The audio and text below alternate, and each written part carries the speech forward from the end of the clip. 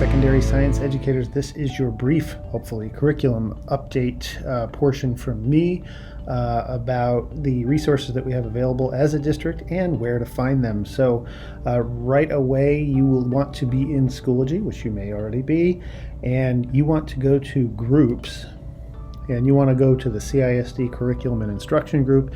It should be there on your main page. If it's not, it'll be over under My Groups. You can find it. It's an important place to be. And once you click that, it will take you to this boring page with nothing on it. You want to click Resources. Yes, there are a lot of clicks here. And you will want to click Curriculum Documents. You are Secondary, and you are Science. So that'll take you to this very long list of different folders and other resources. So I want to kind of walk through that with you. This does not look as fancy as the elementary landing pages. I just want to give you a sneak preview of what that may look like for you someday. So let me just show you that. This is an example in second grade. It'll all be much more visual and a little bit more user-friendly to find things and exactly what you're looking for. But for now, we are looking at a major curriculum document and curriculum in general update coming for the 2024 school year. So for now, we're not going to tackle that just yet. We will wait till those new TEKS come out and really do some earnest curriculum writing. So anyway, we are in secondary. Yours is just a list, and there are a lot of folders because you have a lot of different grade levels and also different courses in the high schools. So what I wanted to first bring your attention to is that your scopes and sequences are up here on top. I've broken it down from 6 to 8 and then 9 through 12 because clearly those documents get very, very long when you start putting all the different courses together in one place. So it's very hard to find your course. So hopefully that'll make it load a little faster and for you to get there a little easier. That being said, I've got one open here for 9 through 12 just to show you kind of what they look like when you open them and hopefully refresh your memory if you've been with us before. If you haven't been with us, this is your week-by-week pacing guide essentially to kind of get you through the school year in timely fashion and get everything covered that you want to get covered. So first thing you're going to want to do is zoom right on in there because it's too small. Basically, if you've seen this before, you definitely know what this is all about. We list all the statements, the I CAN statements, basically the learning objectives for each of your weeks throughout the year. There are TEKS listed as well, and there are high priority learning standards or TEKS in bold. So you will see those here and there as we go. For example, right there, HPLS in bold. So that being said, we've kind of cleaned these up a little bit. There's a consistency with bullets and things like that to make them look a little bit more visually pleasing because otherwise they're not. We've updated any kind of, things needed to be shifted ahead or back a little depending on the way the calendar year worked out. We've got that. All the holidays and flex professional learning days and early release days should be listed in there somewhere, so that can help you kind of plan and know ahead. One other thing that you'll notice in these documents in different forms and fashions is the ELPs are integrated. So those are English language proficiency standards. For our on-level and honors courses, we want to be very mindful of the fact that we often have learners with those kinds of needs, and we want to be responsive to those. So you'll see different ELPs referred to and how to integrate those, even in certain cases, is actually written in here. If you need any help with that or want to brainstorm about ways to reach, especially if you have a lot of English language learners, easy for me to say, in your classes, you can certainly reach out to me. So this just kind of breaks it down and hopefully it is helpful with the new dates and everything for this current calendar year. Other than that, where you really want to be focused on is the rest of everything that's specific to your course. Now, there will be, by the way, for grades 9 through 12, certain courses that don't actually have an updated scope and sequence in there because curriculum writing over the past summer, post-pandemic, was pretty limited, and educators, I think, needed a well-deserved break. So we only have a handful of those courses. When you actually, let's just pick on, say, 8th grade, when you open up a folder, you're going to see a bunch of resources, year at a glance documents, the overarching K-12 scope and sequence, basically, so you can see all the vertical and horizontal alignments. And you'll see the different units down below. So let's just pretend we're, and this may have changed depending on interpretations and changes in the scopes and sequence. Again, we're not really going to be drilling down into Schoology all that much. I'm going to just randomly pick Earth Science for now. So that'll take you, it's a lot of clicking and a lot of folders, but eventually you want to get to your Understanding by Design unit plan. So I want to talk a little about what they are. Even if you have been in this district for a while, or if you're brand new, it's a good thing to review the history of where these came from and why they are here and how they can be very, very useful for you. They're Understanding by Design plans, and they are written in a certain template. There are 3 stages in our UBD, or Understanding by Design process, that you use to design your unit plans. And the first one is stage 1, because when you try to write these unit plans, you have to begin with the end in mind. So you want to kind of ask yourself, all right, what do I want my kids to be able to do at the end of this unit, or at the end of this school year, or when even they graduate? So you'll see that we have long-term transfer goals right there at the beginning of every single one of these unit plans, and those are our big kind of key ideas that a panel of very important and wonderful science educators got together and came up with a couple of years back. So that's the big deal, or big picture about stage 1, and then you'll also see all the main content understandings, knowledge and skills, essential questions, things like that. And of course, obviously, your standards, your actual TEKS, your learning standards, and the high priority learning standards are very clearly denoted in the left column here. So you just want to kind of make sure you read through all this stuff ahead of teaching the unit, because once you go through stage 1 and identify all the learning outcomes and the goals of what you want your kids to be able to do, you can drill down into other key areas like vocabulary that you're going to be using throughout the unit, prerequisite knowledge and skills, and some misconceptions. I might have just said that. Misconceptions are huge, because you want to know historically what misconceptions kids might have coming into your unit before you go and throw new content at them. And here again, within some of these documents, you're going to see those ELPs once more. A little bit more clarity is given in that case if it's listed in here, so that's great. Once you get through kind of your end goals, you start to design your evidence, which means how do you know the kids are getting it? And that obviously boils down to different types of assessments. They can be performance, pre-assessments, summatives, informatives. Did I say all that? I think I got them all. So definitely take a look through some of these. The specific hyperlinks will take you right to specific examples of what's typically used by teams. Now, again, a lot of this may have been changed or abandoned depending on new resources, new ideas, new staff, things like that. But this is a great place to start. Stage 3 is your learning plan. So this is the actual learning experiences that you would want to use some of, not all of, because it's impossible, but some of during your actual instructional days and class periods. So it's a lot. There's a lot of information in here, and it all wraps up with responsive teaching. So, what do you do if they don't understand, or what if they need some intervention or support, or maybe even some extension ideas? There's a lot of strategies here. Also, more support for your English language learners as well. So that's the unit plan in a nutshell. I hope that you've seen these before. If you haven't, definitely you now know where to find them. That's a huge part of what we do here in this district, is try to plan your lesson design with the end in mind. So that's the whole process of Understanding by Design. And so I just wanted to review that so that we're all on the same page as to where all this came from and why we teach the way we teach. So I appreciate your patience on that. Let me go back to our main science secondary folder here.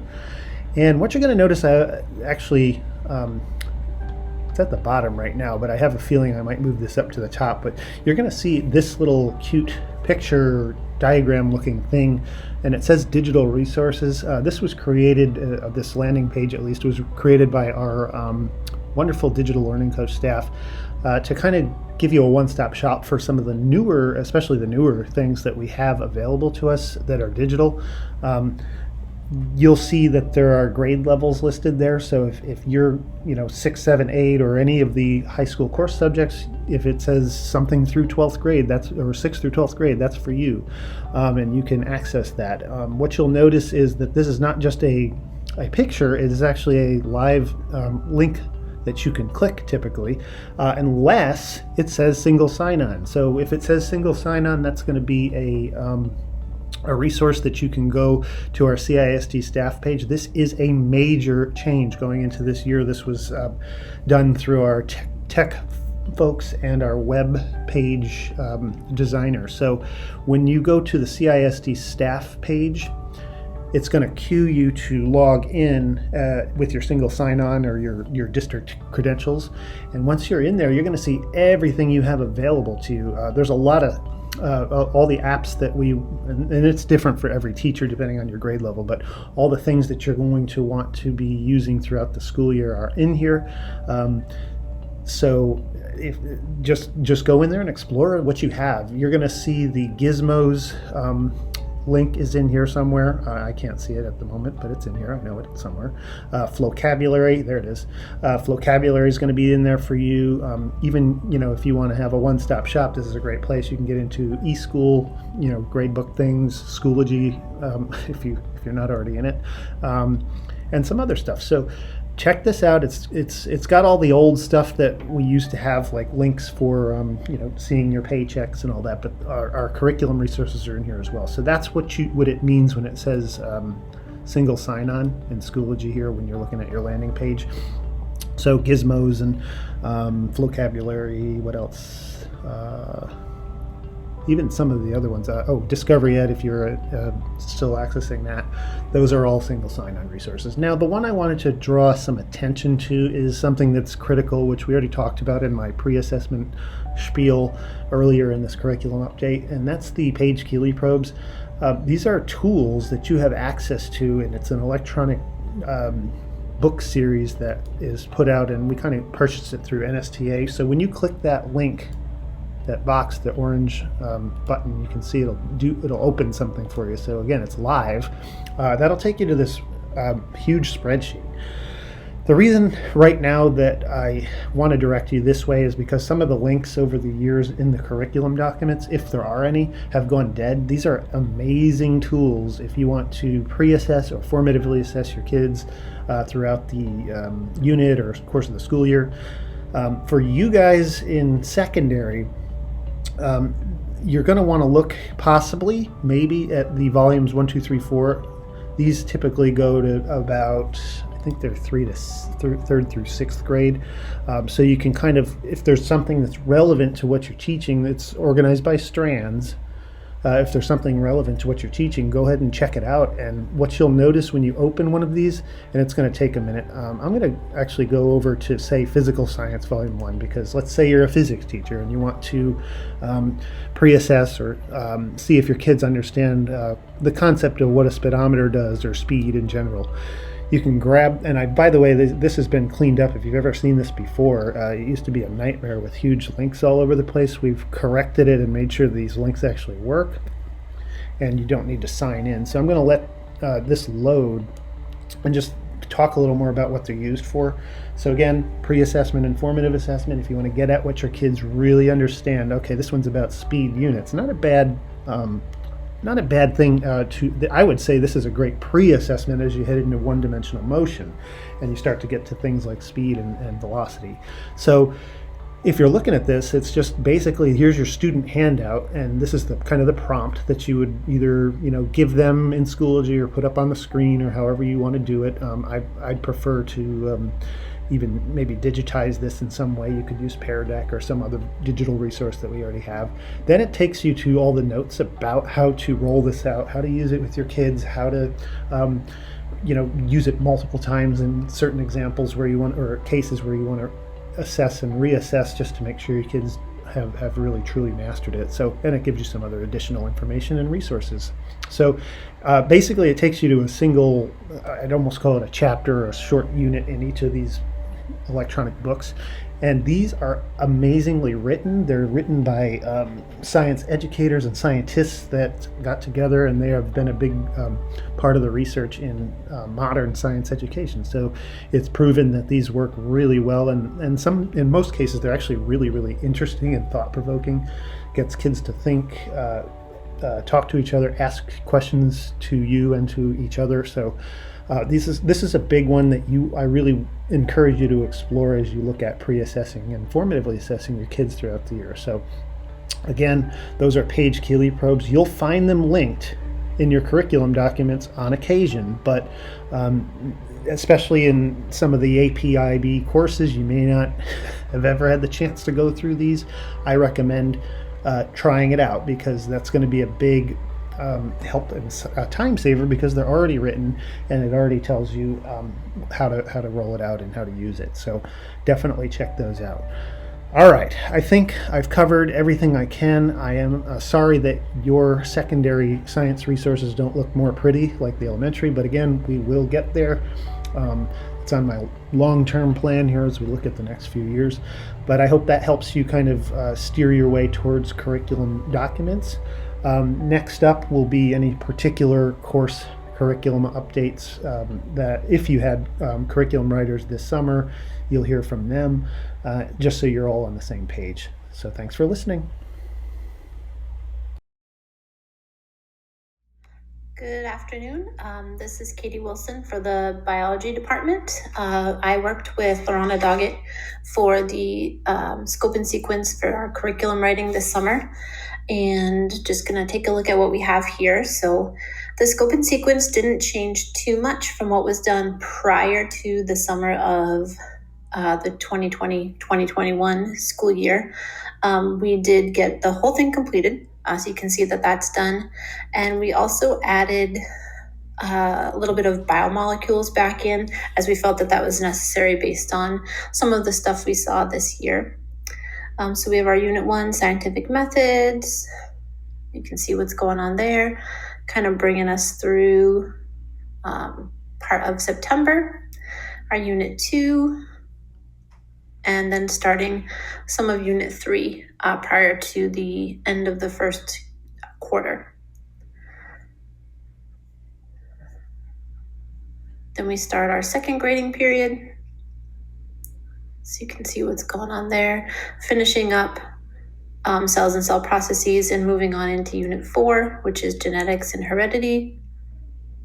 We'll start our third grading period with Unit 5, evolution, and then moving into viruses and kingdoms and classification, and finishing it up with body systems.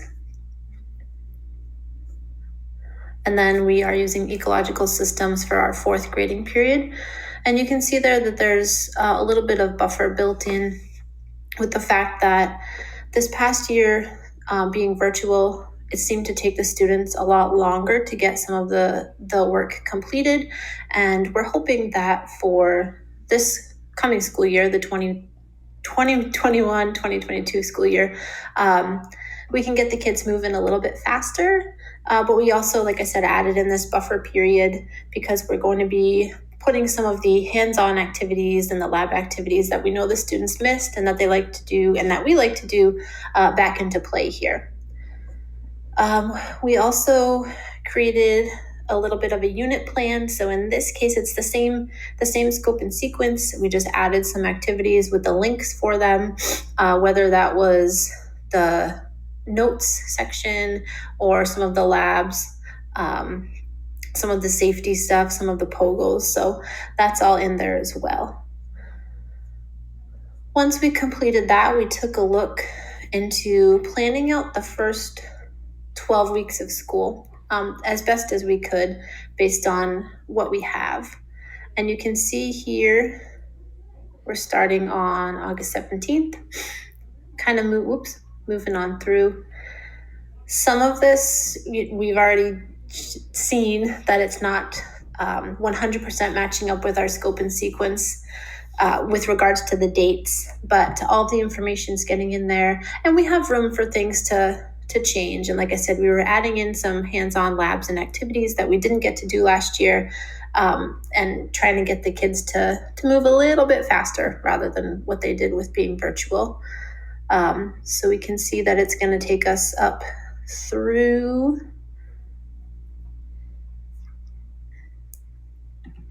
first quarter, and let me get into this here, a little bit on into the second quarter as well. And so here we kind of finish up our unit 3 before we start to move into genetics and heredity in November. So that's about it.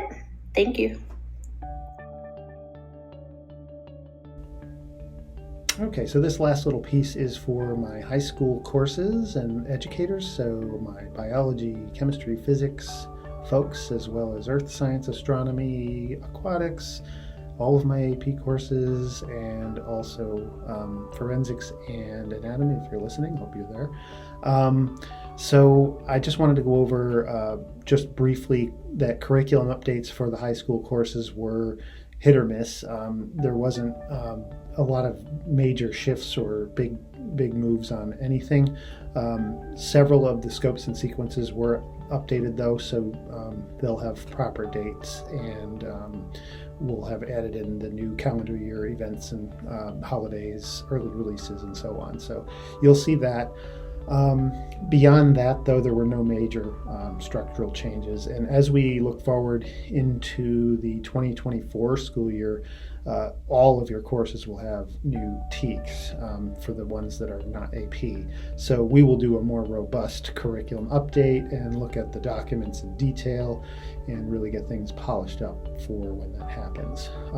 For now, I just wanted to re-emphasize something that I said earlier in this curriculum update, and that is that, especially at secondary, we really do hone in on safety, science practices and routines and procedures and things.